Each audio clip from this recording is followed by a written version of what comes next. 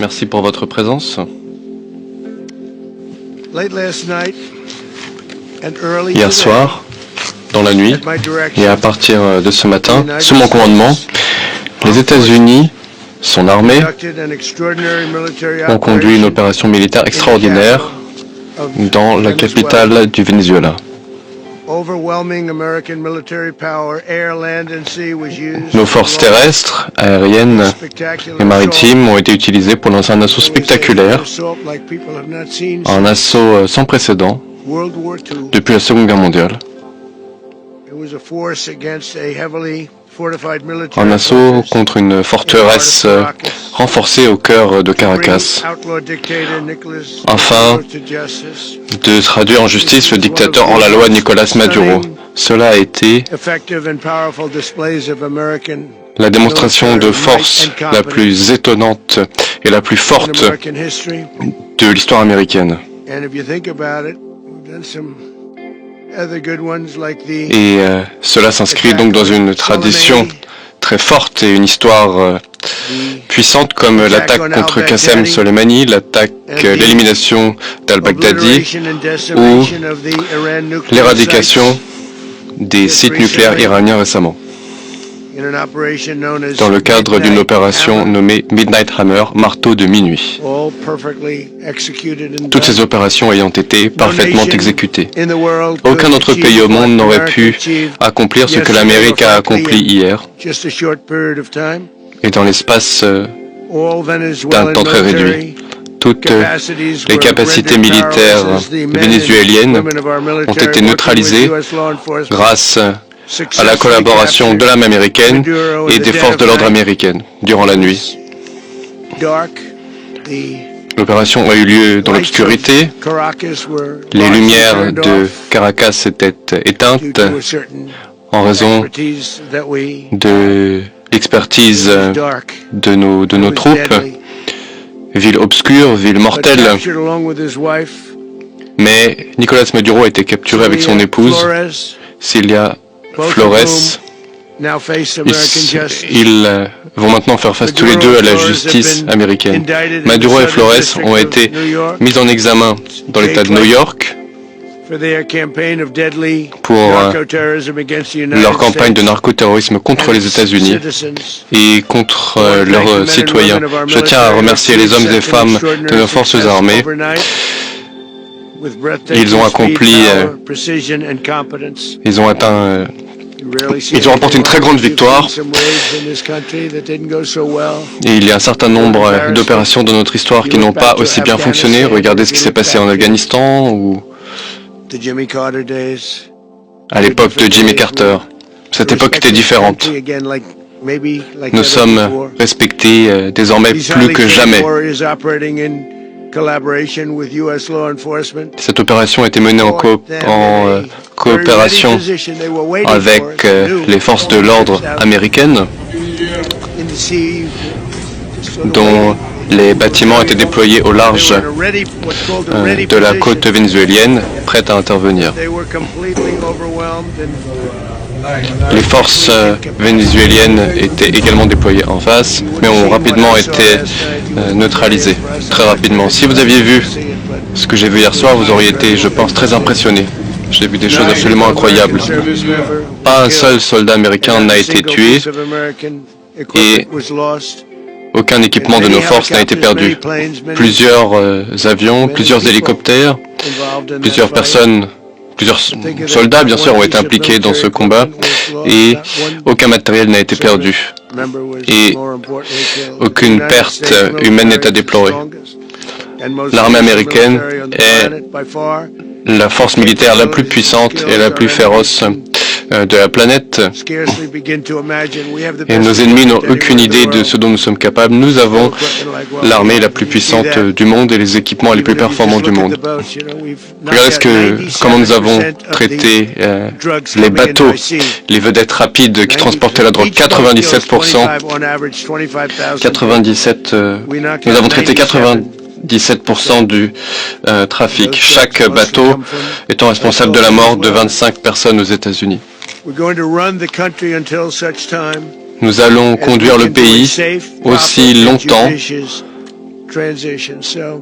Tant que nous n'aurons pas fait une transition juridiquement acceptable et politique.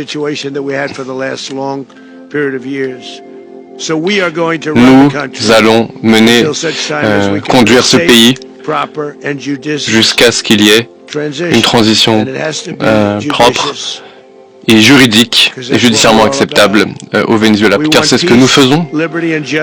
Nous voulons la paix, la liberté et la justice pour le grand peuple du Venezuela, y compris les Vénézuéliens qui vivent désormais aux États-Unis et qui souhaitent rentrer chez eux, qui souhaitent rentrer dans leur patrie. Nous ne pouvons pas laisser d'autres pays s'emparer du Venezuela, des personnes qui n'auraient pas au cœur le bien du peuple vénézuélien comme ça a été le cas pendant des décennies. Nous n'allons pas laisser cela se produire. Nous y sommes et que tout le monde le comprenne. Nous allons rester jusqu'à ce qu'une transition appropriée puisse avoir lieu. Nous allons rester jusqu'à ce moment-là et nous allons conduire ce pays jusqu'à ce qu'une transition puisse avoir lieu. Le pétrole vénézuélien a été très mal géré pendant très longtemps. Le Venezuela n'a presque rien extrait par rapport à ce qu'il pourrait et par rapport à ce qui a été possible. Nos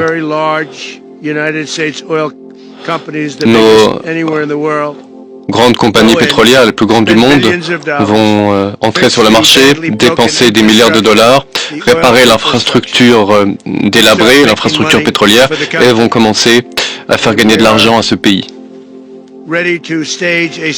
Nous sommes prêts à lancer une seconde attaque encore plus forte si nécessaire. Nous étions prêts à lancer une seconde vague de frappe si cela avait été nécessaire.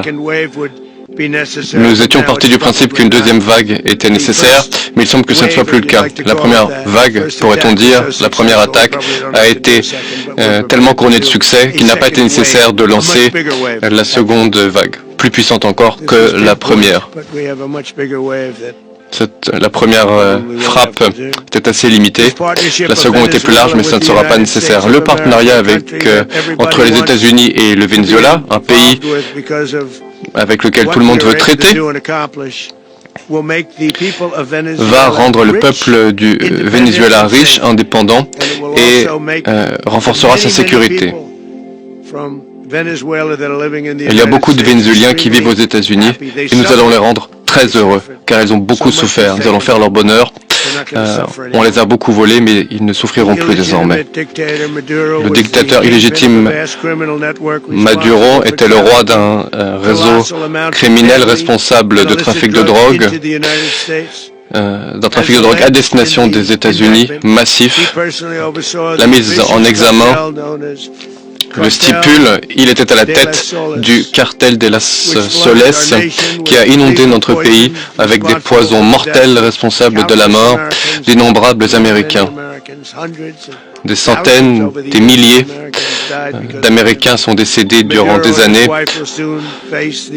à cause de Maduro. Maduro et son épouse vont maintenant affronter la rigueur de la justice américaine sur le sol américain. Il se trouve actuellement sur un bâtiment qui accostera à New York et des décisions seront ensuite prises entre New York et Miami en Floride quant à leur séjour. Les preuves sont manifestes de leurs crimes. Ces preuves seront présentées devant un tribunal. J'ai vu les éléments du dossier. Ils sont c'est à la fois stupéfiant et terrible que des actes de cette nature aient pu se produire durant des années. Durant ses mandats, Maduro est resté au pouvoir alors que son mandat était expiré. Il a lancé une campagne de violence et de terreur et de subversion contre les États-Unis d'Amérique, en menaçant non seulement notre peuple, mais également la stabilité de toute la région. Outre le trafic de drogue en quantité massive, des souffrances humaines et des destructions terribles ont été infligées, notamment aux États-Unis.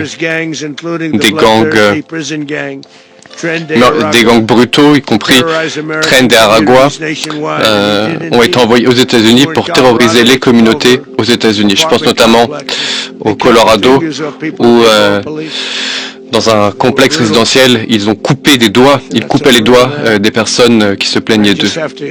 Mais cela est terminé. Et je tiens à cet endroit à féliciter nos forces, Pete, la garde nationale, qui font un travail exceptionnel.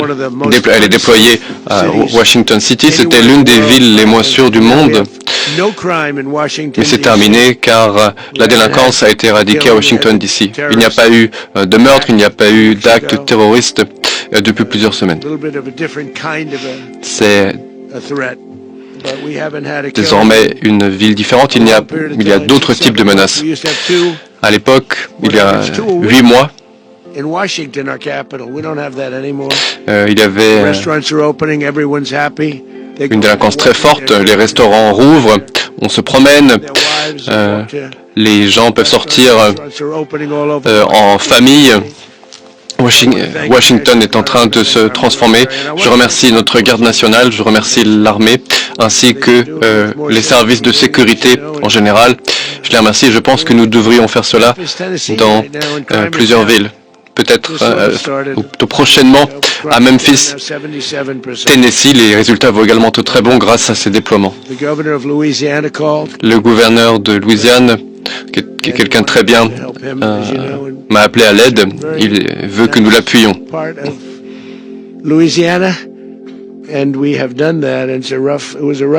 Nous sommes déjà intervenus dans certaines zones de la Louisiane et les résultats sont déjà très bons en l'espace de 2 semaines et demie à la Nouvelle-Orléans, où les chiffres sont très bons alors que cela ne fait que 2 semaines et demie que nous sommes intervenus. Je ne comprends pas pourquoi les gouverneurs ne nous appellent pas plus à l'aide. Nous sommes également intervenus à Chicago,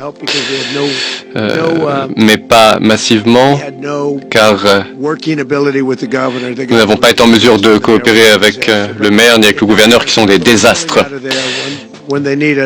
Nous allons nous retirer et ils nous feront savoir quand ils auront besoin de nous. De même, nous avons sauvé Los Angeles récemment. Le chef de la police a déclaré que si l'État fédéral n'était pas intervenu, Los Angeles aurait été perdu. Et ce, après les incendies, lors des émeutes. Nous avons fait du très bon travail sans que cela soit reconnu, mais cela nous est complètement égal. Nous allons nous retirer. Nous reviendrons si nous sommes appelés ou si cela est nécessaire. Nous avons fait du très bon travail dans plusieurs villes américaines. Mais nous sommes surtout très fiers de Washington, DC. C'est la capitale de notre pays. Cette ville était extrêmement criminogène, extrêmement dangereuse, et nous en avons fait l'une des villes les plus sûres du monde. Les gangs ont violé, assassiné des femmes et des enfants américains dans toutes les villes que j'ai mentionnées. Le cartel Tren de Aragua. Ils étaient envoyés par Maduro pour terroriser notre peuple et nos citoyens. Maduro, maintenant, n'est plus en mesure, il ne sera plus jamais, de menacer un citoyen américain ou citoyen vénézuélien. Pendant des années, j'ai raconté l'histoire des vies américaines détruites par ces organisations terroristes vénézuéliennes. La pire, probablement. Jocelyn Ngari de Houston, 12 ans. Et l'une de ses victimes, il lui arrivait des choses horribles. Ils ont kidnappé, attaqué, ils ont également meurtrié, assassiné cette petite fille qu'ils ont laissée morte sous un pont. Un pont, une infrastructure souillée pour beaucoup de gens à cause de cela. Le régime de Maduro a vidé ses prisons et a inondé les États-Unis avec des monstres qui ont volé des vies américaines. Ils ont des gens qui viennent d'asiles psychiatriques, d'hôpitaux pour les malades mentaux, qu'ils appellent prison. Ils ont également vidé leurs prisons, des personnes très hostiles.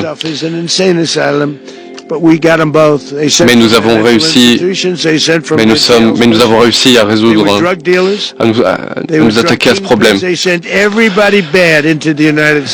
Ils nous ont envoyé tout ce qu'il y avait de mauvais. Mais cela est maintenant terminé. La frontière est désormais hermétique. En outre, unilatéralement, le Venezuela a saisi et vendu du pétrole américain, notamment des plateformes, ce qui nous a coûté des milliards de dollars. Ils l'ont fait depuis longtemps, mais aucun président n'avait agi. Ils ont volé des propriétés, des actifs américains, et aucun président n'avait décidé d'agir contre cela. Au lieu de cela, d'autres présidents américains ont choisi de mener des guerres à des dizaines de milliers de kilomètres des États-Unis. Le régime socialiste vénézuélien a volé des actifs par la force aux États-Unis et cela a constitué l'un des plus grands vols de l'histoire américaine. Des infrastructures pétrolières massives qui nous ont été volées comme si nous étions des petits-enfants sans défense. Si j'avais été en responsabilité, j'aurais agi. L'Amérique ne permettra jamais à des puissances étrangères de voler des citoyens américains et de nous repousser, de nous jeter en dehors de notre propre hémisphère. Et c'est ce qu'ils ont fait. Le dictateur déposé Maduro a fait du Venezuela une base pour des forces hostiles avec la possibilité de déploiement d'armes offensives contre les États-Unis, qui ont été utilisées hier soir d'ailleurs. Cela est lié à l'activité des cartels aux États-Unis. Toutes ces actions violent les principes fondamentaux de la politique étrangère américaine, et ce depuis la fondation des États-Unis. Cela est terminé. Je fais référence ici à la doctrine de Monroe. La doctrine de Monroe est très importante et nous l'avons élargie.